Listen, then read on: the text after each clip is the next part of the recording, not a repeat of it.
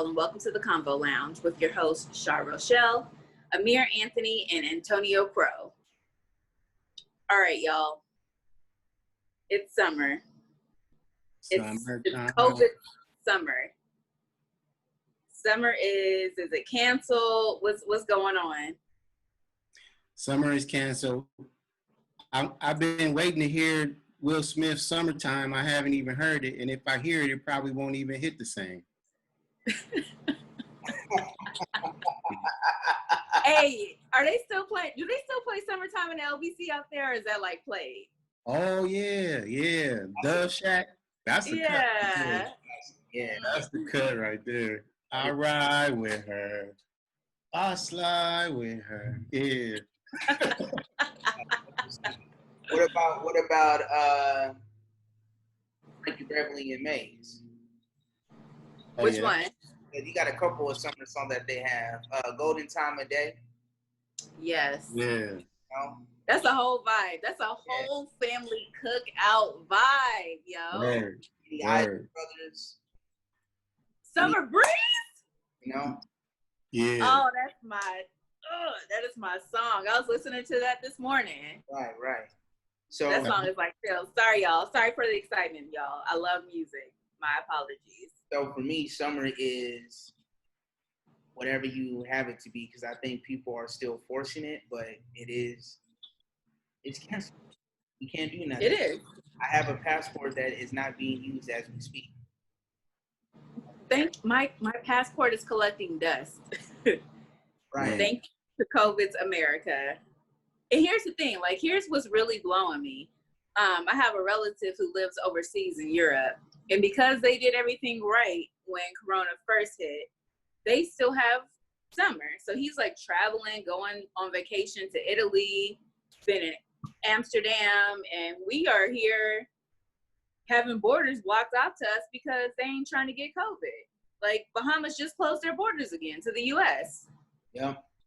And the unfortunate thing is California is about to be hit. It's been hit hard again. And there's a possibility we may revert back to where we was at before, where we may have to be on lockdown, shutdown. Yeah. So very trying time right now. And hence the reason why I'm rocking my tank. So I got to enjoy it while I can. Summertime in the living room. Right. I got an invite for a rooftop party Sunday, July 26th from 3 to 10 p.m. And I'm like, with these coronas around, I'm not going to no rooftop party. How many people are supposed to be there? It's invite only.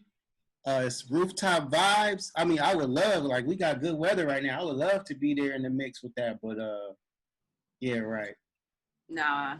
I'm not judging anybody for how they move in these Rona streets, but it's just not for me. I'd rather play it safe. I'd rather wear my mask. I'd rather live a long, healthy life at this point. I will say this. One thing I have enjoyed during this pandemic is the creativity of the masks that people are wearing. True. I've seen a Crown Royal mask. Shout out to Crown. Are you serious? Yeah. I seen Crown Royal, and then representing your sports team. So for me, I'm representing my Dodgers. I wear my Dodger mask when I'm out and about, and I run into a lot of Dodger fans walking around at my local shopping places. But I've seen some really creative masks out there. The Crown Royal masks, they were black, I'm assuming. No, they're purple. No, I'm saying the person who was wearing it. Oh, of course. Actually, it was an older dude. I don't know. He wasn't black, which was pretty dope. Wow. Yeah, he was on. Well, black people would never make a mask out of Crown Royal because we use the bags for our change, our spare change. So For the pennies and right. nickels and dimes. Right. Yeah, now that was funny seeing him walking around. It was one of them old school cats, but I respect him. He was chilling. That's what's up. But one thing I am excited about, though, speaking of, I got to represent my Dodgers, who, by the way, shout out to Mookie Betts for signing that big historical deal with the Dodgers. But I got to say that baseball is back on a 60-game season, and my beloved Lakers and the NBA is back. And we begin our season in 5 days. So sports is back. So summer is reviving for sports fans, but y'all can't actually go to the games though, right? Like No, but your fan experience is actually there. So I know the Dodgers have allowed fans to take selfies and then they put their photos in the stands, which is pretty dope. But I mean, I think it's cool. I mean, I think that you can still enjoy somewhat of what you would do in the summer in the comfort of your own home and have small gatherings of a certain practice social distancing and be outside when you're watching the game. But I just want to give a shout out to the NBA and WNBA for shedding light on everything that's been going on in our country. The WNBA is going to be having Breonna Taylor's name on their jerseys, and the NBA also has taken a stance to show a lot of the solidarity with racial injustice. And Russell Westbrook has also created a fashion that also shows. So shout out to the two leagues for doing the right thing and using their platform for the greater good, and all the athletes who are being interviewed who are also shedding that, showing that solidarity by saying by answering each question with justice for Breonna Taylor. So shout out to all the athletes. Okay, I'm a little taken aback, friend, by your incense. It's distracting me. The incense smoke. That's golly. Shout out to Amir for always being extra.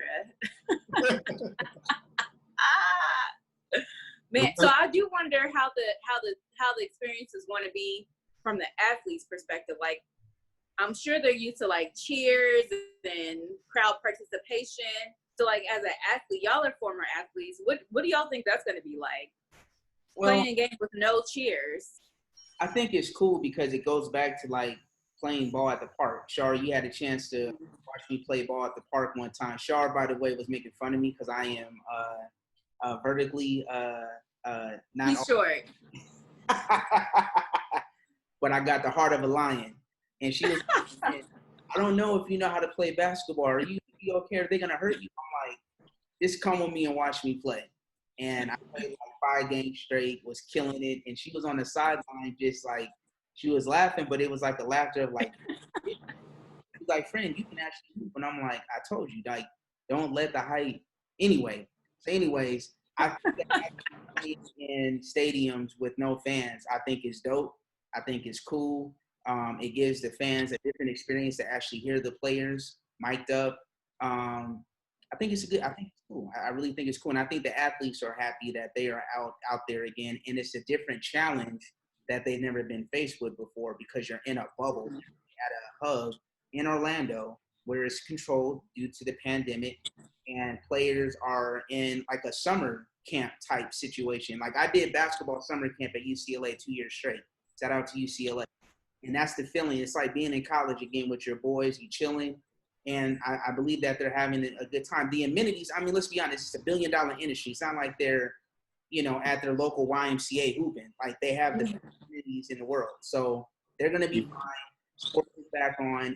And when the Lakers win, there's no asterisk that's going to be associated with it because it's going to be a tougher feat to win in a pandemic. But I'm wondering why they chose Orlando, because COVID is hitting super hard in Florida right now. I just feel like for the safety of the athletes, they probably should have chose another location. But Orlando, what do I know? They have the amenities for various stadiums. So they have room at their arenas, at the Worldwide Center, Worldwide Sports. They have an arena, and they have enough room over there. So they had an amenity. So imagine you're in LA and Staples Center has like this huge, massive sports complex where you can play like 14 games all at once. I'm just okay. Like location, like if you were at the Olympics. So they built this. Okay. Yeah. Yeah, but with the actual COVID numbers in the United States, we have 4.19 million confirmed cases and 148,000 deaths. So, and within these states, we have like 1.2 million have recovered, and worldwide we have about 15.8 million worldwide confirmed cases and 641,000 deaths. And worldwide, again, we have 9.13 million recovered. So within the United States, with sports coming back, we have to do it like in baby steps. Like we're in a reorganization as fans that love sports. Like we have to Yeah. reorganize the way we adapt to the world today. And shout out to these professional. We sometimes give them a hard time, like we gave them a hard time for Kaepernick, right? But they do provide a lot of entertainment. They it's like escapism for a lot of men, a lot of women. We enjoy our sports. So I think having these games on allows us to be get a little taste of normalcy, if you will, right? For that element of entertainment being sports. So Yeah. I just, even so, going back to safety, I know Amir mentioned that it's an opportunity for fans to either, get together in small groups. I just want to encourage all of our listeners and viewers, keep it small, y'all. COVID has not died down. Sis is still running rampant in these streets. Please still practice social distancing, physical distancing. Talk to people socially, but practice physical distancing, please. My PSA. Yeah. But my main, so vacations have been canceled. I've literally had to cancel a trip this summer. Pools aren't open in DC. There's not a beach that's close by that I can go to. So summer as I know it is definitely canceled. Brunch is kind of coming back. I have gone to a winery, so that was great. But cookouts, ain't been no cookouts. It's just, it's been a rough one. And most of our restaurants and go-to places to hang out, with the social distancing, they're allowing people to eat outside now. What are they calling that? Yeah, dining. Yeah, the patio dining. So, where I live at, there's a lot of restaurants not across the street. But I had a chance to visit. Shout out to my cigar guy, AT Burning Desire. He's open. So I had a chance to play golf, and I'm glad that at least was one of the first things that Governor Newsom opened up, because I need that. But it is interesting to see restaurants accommodate, set up. I drove by and I seen a restaurant set up a tarp area to accommodate for patio dining. I'm at that point, you might as well just cook your own home.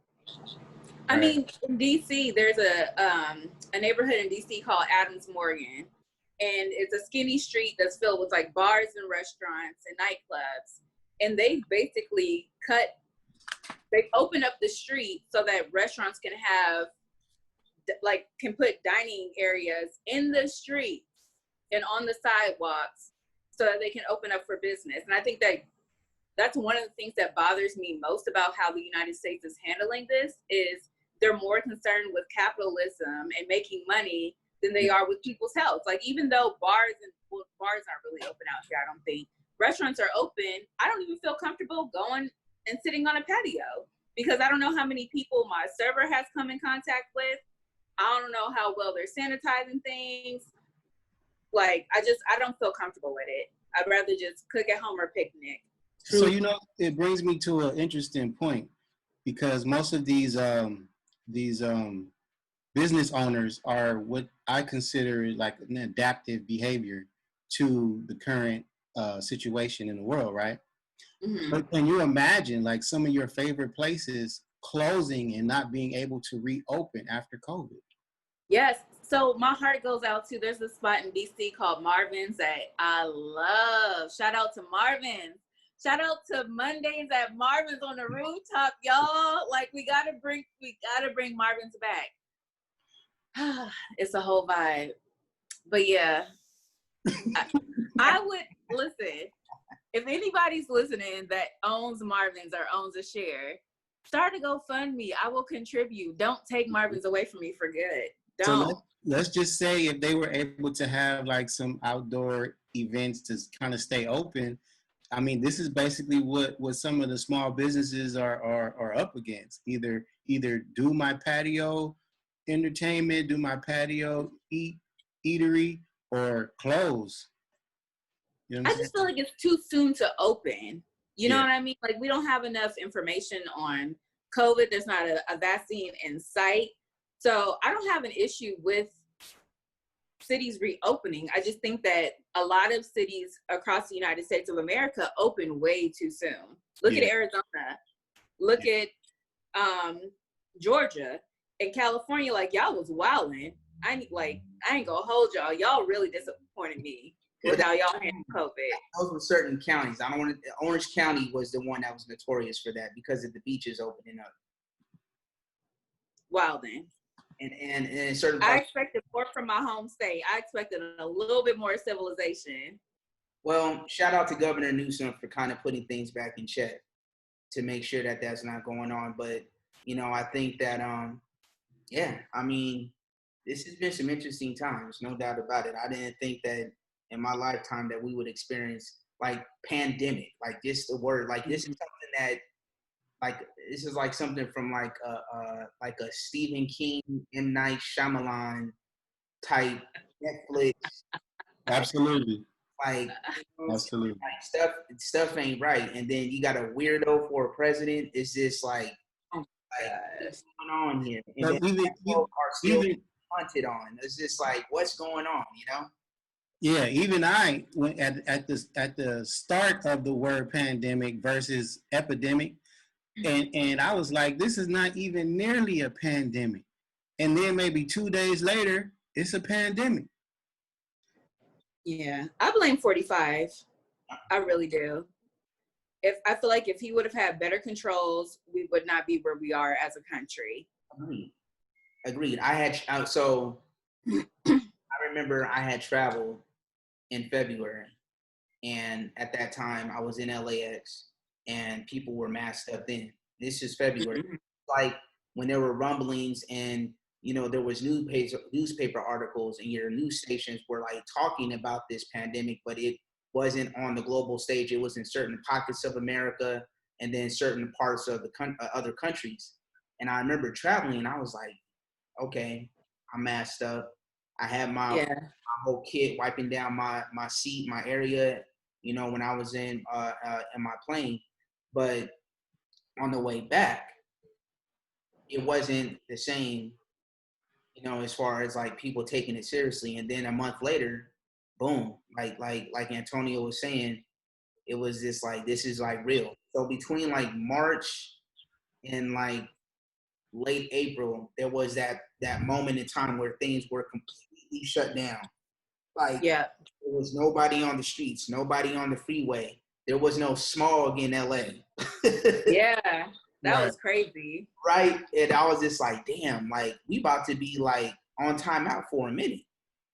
And I truly believe now with the summer, I think that there's a possibility that it may happen again. But let's be honest, you know, money, it all comes down to money. And these businesses that, you know, depend on we depend on their services, you know, that's where it really comes down to. That's why you're seeing even the wineries where I live at, the wineries out there in Temecula, like they're open back up and they're allowing outdoor festivities, you know? So Vegas, I'm surprised Vegas is even open right now. That's the last place I would want to be. Right. Same. Y'all, we can't concerts and music festivals. Like, oh yeah. What? I love a good live concert. Right. When you were talking about Frankie Beverly and Maze, I was just thinking about the concerts in the park, some of the jazz festivals, like the Playboy Jazz Festival. Super canceled, and that was a big event. Playboy Jazz, you get to see all the people dressing up, all the ladies looking sexy. There's a lot of music festivals. The Hollywood Bowl is completely shut down. Like they shut down. That was one of the first venues to shut down. And it's like, how do people maintain? Because that's the main source of employment for a lot of Americans. Some of these is true. Yeah. It's tough. Well, how are y'all managing? Like, what are you guys doing for fun to supplement what you can't do? What I do is I host the Convo Lounge with my two friends, Shar and Amir. I watch YouTube and Netflix and, maybe take a couple walks here and there. Yeah. So I don't even know if we've ever told the listeners or the viewers, but the Convo Lounge was birthed in this pandemic. Like literally we were on a phone conversation and it was like, hey, let's do a podcast. So I'm definitely grateful for my two co-hosts because mentally you guys have kept me going. Because I know that, you know, sometimes being depressed about being in my 1-bedroom apartment that I'm really grateful for, it can be tough, you know, socially distancing, but interacting with you guys on a weekly basis definitely keeps me mentally encouraged and like going. So thank y'all. No, thank you. And I'm glad also, you know, kind of to echo what you guys have said, you know, for me, the mental state, I think for me, it was a little bit of a struggle because I couldn't see the fam and I live miles away from them. So the creativity of coming together with the two of y'all has been phenomenal. I got to drop the phenomenal. So, I was so excited that golf courses had opened up again because that's the one activity that my father and I could, you know, play together, you know, now that he's up in age. So we was masked up and we had VIP access to the course during when it was like the early stage of the pandemic, but the course was like available. They had all the right amenities. They had all the right accommodations. But I think for me, that's been like the thing. So, you know, outside of working, which has been draining, but having an outlet to have a platform and to just come together with you guys and be creative. But I'm definitely glad to be with you guys. And also sports is back because we need sports. Yeah. We needed that because it deflects from all the obvious that's going on with an election coming upon us. Yes. I'm not a sports fan. I know I don't have to say it every single time y'all talk about it, but I do pretend when I'm in a relationship though. Just want to throw that out there. That's fake. That's super fake, Char. I'm joking.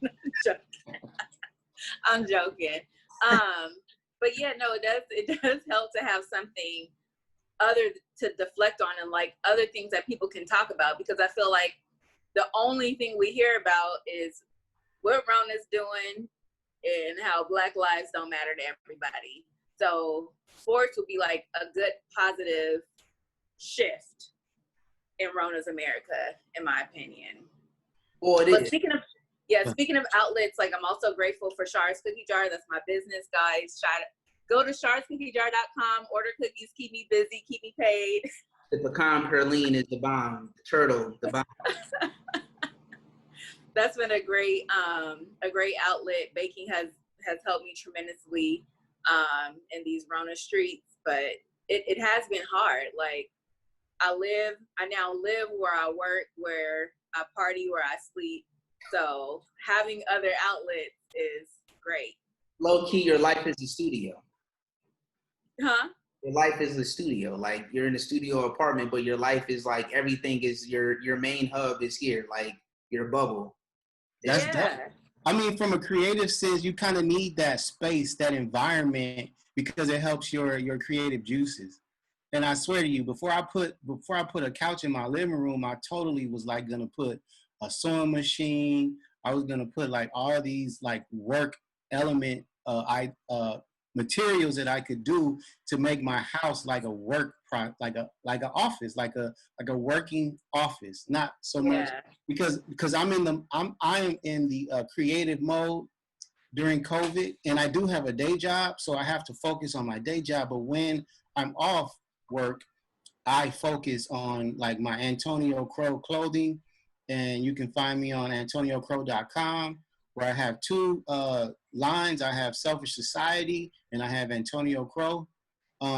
But aside from that, like the production aspect of what I do, and the Convo Lounge, and it's just like I'm just in a creative space that I just want to give birth to more and more projects and I want to see them flourish. You know what I mean? And everyone that is in that space, I want to see them flourish too. You know what I'm saying? Same, but you know, I know it's a tough time definitely for creatives. Some of our creative juices are flowing, but also I feel like creatives also need to protect their mind and protect their mental. So make sure that y'all are meditating, praying, doing whatever you need to do to promote a healthy mental space, a healthy psychological space. Just make sure that y'all are loving on yourselves and filling up your cups. Like the incense, like the sage, you know what I'm saying? Take time to just mellow out and be you. Let it flow. Yes. Yeah. Okay. Let it flow. Don't force it. Just let the creative juices flow. Don't force. That's my motto for 2020. Flow, not force. Not even ponytails, not even relationships. It must flow. Hey, I can't wait till we get some visual on forced ponytails. Ooh, they there. I'm trying to see that for our episode. Oh, that's great. All right, yeah, we got to hit up Tone. Shout out to Tone and A-Tone, our editor. Brother Tone. We gotta make sure that he can squeeze a forced ponytail in there for the people's visuals. That's gonna be great. I love you said that. What else is up, y'all? I think for me, I think we can just give a shout out to all of our listeners for our first season. Thank you. You know what I'm saying? All over, the country. We've had some listeners in the Dakotas, the DMV area, Cali, NorCal, Bay Area, Texas, down south, dirty south, everywhere. I mean, shout out to everybody that's been rocking with us on YouTube, IG, Apple Podcasts, Spotify. Check us out on our Twitter feed, by the way.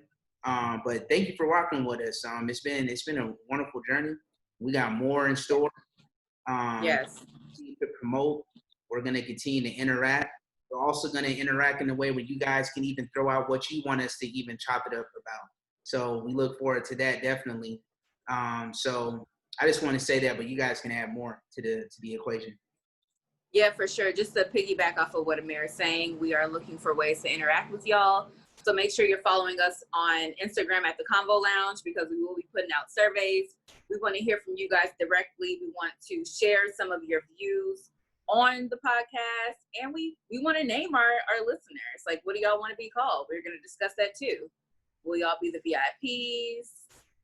Will y'all be the guest list? Like, loungers, whatever. The loungers. We want to talk to you guys. Conversationists, And we totally appreciate all the feedback that we've been receiving from our episodes. It's kind of like when you step out and you do something creative and people receive it well, it's kind of like our ideas were manifested, you know what I mean? And I really enjoy to manifest ideas. Like, that's really what I'm about. And so our listeners, stay engaged. We love your feedback that you're sending us. We definitely want you to subscribe to our YouTube channel and stay locked in also, because this is the wave. The wave is information. The wave is communication. And it's a trip, because where would we be without social media? You know what I mean? Where would we be without Facebook? Straight up. It's amazing, because most of the news that traffics the internet is basically shown from YouTube and YouTube, Facebook, and Instagram. Like, those are like the three main sources of information. Yeah. Because people really don't watch TV, and then because of our smart TVs, we're watching it on TV also. No doubt. So yeah, stay tuned, listeners. We love you guys, and we appreciate you so far, most definitely. Yeah, for sure. I mean, it's one thing for us to get up here and spew our opinions out, but it's another thing to have folks actually listening to them. So without y'all, we would not be here. Right. That's real. All right, y'all. Well, that was this episode of the Convo Lounge. Summer is canceled. Once again, we want to thank y'all. We're going to continue to promote, interact with you guys as we outline, and we look forward to some more content. Take it easy, y'all. Yes. Stay safe and stay blessed. If y'all love us, share our content with your village, your tribes, your friends, your family. Spread the word. Don't spread Rona.